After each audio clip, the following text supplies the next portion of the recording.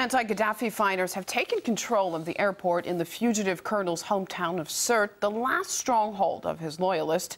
Reinforcements have been called in ahead of a fresh assault in the face of stiff resistance. Civilians continue to flee the violence in the besieged city, blaming NATO for only adding to their problems.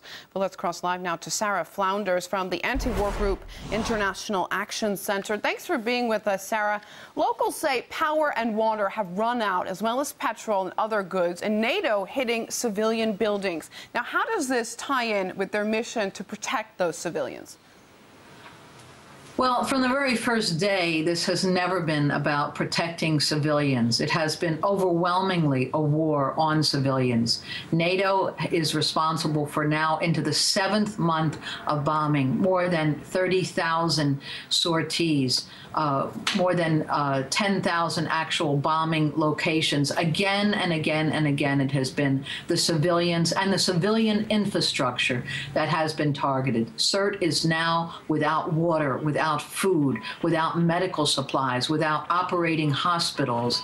It is NATO, this is a NATO war where the so-called rebels are an auxiliary force that has been incapable of even taking any ground on their own that is not already pulverized, destroyed by NATO bombardment. This is a complete NATO war for the domination and control of the oil of Libya at a time of enormous and growing economic crisis in Europe and in the US. And they want to lay hold of this.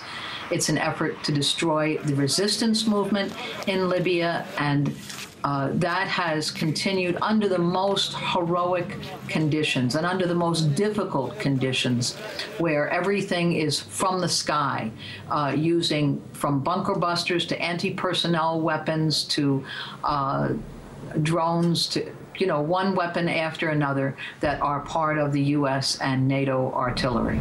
You're describing a very, very grim situation. Are we seeing a humanitarian catastrophe unfolding on the ground in Libya? I mean, who's going to help these people if NATO doesn't? Well, NATO hasn't helped at all. They are only interested in the destruction and in getting the oil pumping again. And we can see this by the way in which NATO has carried out a war in Afghanistan to this day. We can see at the U.S. war in Iraq that there's no consideration for the civilians. 8 years into in Iraq, and there's still not a functioning electrical grid for the population. There's still not functioning schools and pure water. So it's certainly in Libya, the idea that there would be any concern for the civilian population, that is never NATO's concern. It's a military operation entirely, and the idea of getting things, even in Tripoli, up and running after a month, that still has not happened. So, one of your articles earlier this year, you say that imperialist military intervention poses the gravest danger for the people of the entire region. What kind of danger are you talking about?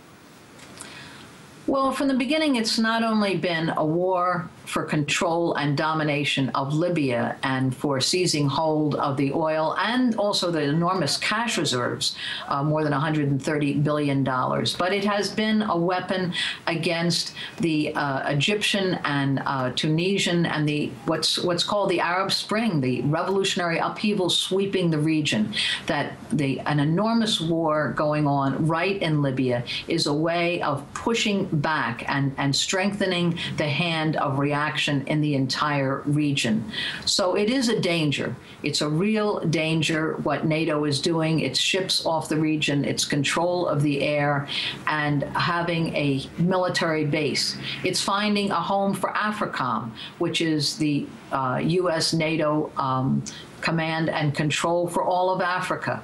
So this is really an opening war into the region, and the idea that it has any humanitarian concerns, that has never been on NATO's agenda. We can't see it in any of the past wars NATO has been involved in, and we don't see it in Libya to this day. None of that is happening. Supplies aren't coming into any of the cities that NATO has bombed and destroyed.